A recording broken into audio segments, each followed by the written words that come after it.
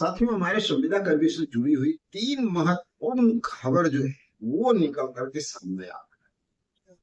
और जब ये खबर महत्वपूर्ण हो जाती है तो स्वाभाविक है कि आपको भी पता है कि भाई जिस तरह से खबर जानना आपके लिए जरूरी होता है और बस बेचैन होते हैं कि जल्दी खबर मिले, तो हम लोग के पास भी जब जरूरी खबर होती है तो लगता है कि चलो भाई सुबह सुबह ही अपने साथियों तक पहुंच जाते हैं।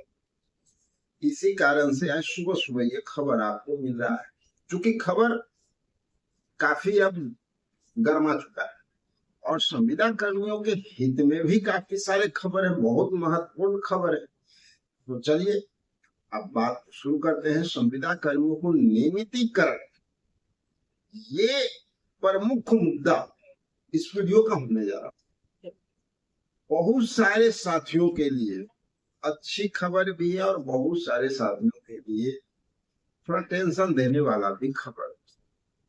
तो पूरी खबर को ध्यान से देखिएगा, क्योंकि हम नहीं चाहते कि जितने भी हमारे संविदा कर्मी साथी हैं उनके साथ कहीं पे कुछ गलत।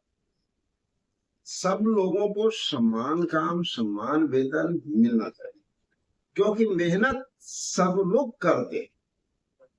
आज का वीडियो खास और महत्वपूर्ण होने वाला है। क्योंकि कुछ ऐसी घटनाएं जो हर संविदा कर्मी को प्रभावित करती जा रही है। अगर आप एक संविदा कर्मचारी आउटसोर्स के जरिए काम कर रहे हैं या फिर सालों से अपने नियमितीकरण यानी परमानेंट होने का इंतजार कर रहे हैं, आज का ये वीडियो आपके लिए बहुत खास। आज के इस वीडियो में हम आपको कोई घुमा फिरा कर बात नहीं बताए, बल्कि आज की 3 सबसे बड़ी पुख्ता खबर। पहली खबर उत्तर प्रदेश से, जहां बिजली विभाग के संविदा कर्मियों के हालात पूरे सिस्टम पर सवाल खड़े कर दिए। दूसरी खबर हमारे अपने बिहार, जहां लंबे इंतजार के बाद आखिरकार नियुक्तियां और मेगा सूची का दरवाजा खुलता हुआ नजर आ रहा है। और तीसरी सबसे अहम खबर जो सुप्रीम कोर्ट का ताजा अपडेट, संविदा कर्मी आउटसोर्स के बीच का अंतर साफ कर दिया गया है। तो पूरा वीडियो देखिएगा, एक एक पॉइंट देखिएगा, तभी समझ में आएगा। आधा अधूरी जानकारी हमेशा नुकसानदायक होता है, ये याद रखिए। कल के डेट में मत कहिएगा कि ये जानकारी मिली थी और यहाँ पे ठीक इसका उल्टा काम होने से। सबसे पहले आप लोग को उत्तर प्रदेश के बात करते हैं। दोस्तों, यूपी में इस वक्त जो है भीषण गर्मी और बिजली की भारी मांग के चलते पावर सेक्टर में हाहाकार मचा हुआ है, लेकिन इस पूरी व्यवस्था को अपने कंधों पर उठाने वाले बिजली विभाग के संविदा कर्मियों की हालत बेहद बेहद खराब है। ताजा और बेहद दुखद रिपोर्ट यह है कि पिछले वर्ष 2 महीने के अंदर काम के अत्यधिक दबाव, लगातार शिफ्टों और सुरक्षा उपकरणों को कमी के कारण 36 संविदा कर्मियों की जान चली गई। यह कोई छोटी आंकड़ा नहीं है। इसके विरोध में विद्युत कर्मचारी संयुक्त संघर्ष समिति ने सरकार को बिजली प्रबंधन के खिलाफ आर पार की लड़ाई का ऐलान कर दिया। समिति का मांग बिल्कुल स्पष्ट है। पहली मांग यह है, जिन संविदा कर्मियों के हाल में काम से निकाला गया है उन्हें तुरंत वापस लिया जाए। और दूसरी सबसे बड़ी मांग यह है कि सभी संविदा कर्मियों को कम से कम 18,000 रुपये प्रति माह का समायोजन मानदेय फिक्स किया जाए। इसके अलावा ईपीएफ और दुर्घटना बीमा जैसे संवैधानिक सुविधाएं बिना किसी कटौती के लागू की जाए। यह मुद्दा अब तूल पकड़ चुका है और सरकार इस मांगों को मानने का भारी दबाव बन रहा है सरकार के ऊपर। अब देखिए, बिहार का जो ताजा खबर है ना, वो भी बहुत यहाँ के संविदा कर्मियों के लिए अच्छी खबर मानी जा सकती। बिहार की अगर हम बात करते हैं तो संविदा कर्मियों और नई नियुक्तियों को लेकर के एक बहुत ही पॉजिटिव खबर सामने आई। बिहार के कई जिले में अटकी हुई जो बहाली थी उसकी प्रक्रिया अब रफ्तार पकड़ रही। उदाहरण के तौर पे पटना हो, बेगूसराय हो, मुजफ्फरपुर हो जैसे जिलों में लगातार नए नोटिफिकेशन अब जारी हो रहे हैं। अगर हम बिहार की ही बात करें तो 23 मई और जून 2026 का लेटेस्ट आदेश के तहत शारीरिक शिक्षक स्वास्थ्य अनुदेशक के पद पर रुकी हुई बहाली के लिए मेगा सूची यानी मेरिट लिस्ट को अंतिम रूप दिया जा रहा है। इसके साथ ही समाज कल्याण विभाग के अंतर्गत आंगनबाड़ी सेविकाओं को महिला पर्यवेक्षिका यानी लेडी सुपरवाइजर के पद पर प्रमोट करने की प्रक्रिया भी तेज हो। इसकी औपबंधिक मेधा सूची यानी मेरिट लिस्ट जिला के आधिकारिक NIC वेबसाइट पर अपलोड की जा रही है। अगर आप भी बिहार से हैं और इन भर्तियों से जुड़े हैं तो तुरंत अपने जिले के वेबसाइट चेक करें। अब आते हैं हम लोग सुप्रीम कोर्ट नियमितीकरण का नियम, है ना।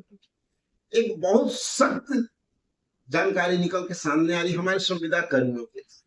आज की सबसे बड़ी और सबसे महत्वपूर्ण जानकारी जो हमारे समझ से लगता है, ये हर एक संविदा कर्मियों को जानना चाहिए। इसलिए इस वीडियो को हर एक साथी तक पहुंचाइए क्योंकि इसका प्रभाव सबके ऊपर देखने को मिलने वाला है। और ये सिर्फ एक स्टेट की बात नहीं है, ऑल ओवर इंडिया की बात है। कहीं भी किसी भी राज्य के कोई भी संविदा कर्मी है, सब पर इसका असर देखने को मिलेगा। तो सभी साथियों तक ये मैसेज जरूर पहुंचाइएगा, बाकी वीडियो लोग देखें या न, क्योंकि आपके जीवन से जुड़ी हुई घटना है। आपके साथ अब जो भी होगा भविष्य में ये सुप्रीम कोर्ट यहाँ तय कर। अब यहाँ पर देखिए सुप्रीम कोर्ट के आदेश और नियमितीकरण का जो सच है, यूट्यूब और सोशल मीडिया पर आपको कई लोग यह कहते मिल जाएंगे कि सुप्रीम कोर्ट ने सभी को परमानेंट करने का आदेश है। लेकिन आज हम आपको इसका बिल्कुल असली और कानूनी सच बता रहे हैं, जो बात शायद आप भी जानना चाहते हैं। हर कोई जानना चाहता है रियलिटी, कल हमारे साथ धोखा नहीं। सुप्रीम कोर्ट ने अपने फैसले में संविदा कर्मियों को लेकर वैध उम्मीद यानी इमीडिएटली एक्सेप्शन का सिद्धांत लागू किया है। लेकिन यहाँ एक बहुत बड़ा फर्क है जिसे आपको समझना होगा। कोर्ट ने स्पष्ट किया कि नियमितीकरण का लाभ मुख्य रूप से उन्हें मिलेगा जो सीधे तौर पे सरकार या विभाग द्वारा संविदा पर नियुक्त किए गए। सबसे बड़ी बात, इसे आसान भाषा में आप समझ लीजिए। मान लीजिए कि एक स्वास्थ्य कर्मी है जिसे राज्य सरकार ने स्वास्थ्य विभाग में सीधे कॉन्ट्रैक्ट पर रखा यानी संविदा पे, और 10 साल से अपनी सेवाएं दे रहा है। ऐसे कर्मचारी को सुप्रीम कोर्ट ने नियमों के तहत परमानेंट होने की पूरी उम्मीद और अधिकार है। सुप्रीम कोर्ट मानती है पक्का होना ही चाहिए और होगा। लेकिन वही दूसरी तरफ अगर आप किसी थर्ड पार्टी एजेंसी या ठेकेदार के जरिए आउटसोर्स पर रखे गए, जैसे मान लीजिए आपको उर्मिला इंटरनेशनल या किसी अन्य प्लेसमेंट एजेंसी के माध्यम से किसी सरकारी ऑफिस में डाटा एंट्री ऑपरेटर लगाया गया है, तो आप सीधे सरकार से नियमितीकरण का या सम्मान वेतन का दावा नहीं कर सकते। ये बड़ी खबर। कोर्ट के मुताबिक आउटसोर्स वाले कर्मचारी कानूनी रूप से उस ठेकेदार के कर्मचारी होते हैं, न कि सीधे सरकार। इसलिए अपने हक की लड़ाई लड़ने से पहले ये जरूरी चेक करें कि आपकी नियुक्ति पत्र यानी ज्वाइनिंग लेटर पर हस्ताक्षर किसका है, गवर्नमेंट के या किसी एजेंसी।